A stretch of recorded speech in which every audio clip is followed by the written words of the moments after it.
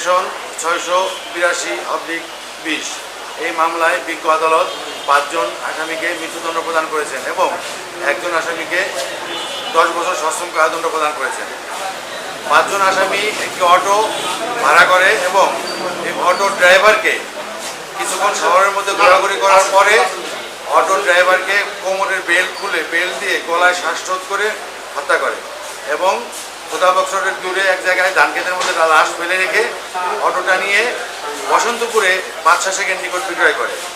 এই বাদশা শেখকে বিজ্ঞ আদালত তার 164 মূল্যে এবং সাক্ষীদের সাক্ষ্য প্রমাণের ভিত্তিতে 10 বছর সশ্রম কারাদণ্ড প্রদান করে এবং বাকি 5 জন আসামিকে মৃত্যুদণ্ড প্রদান করে। আমরা এই রায়ে সন্তুষ্ট।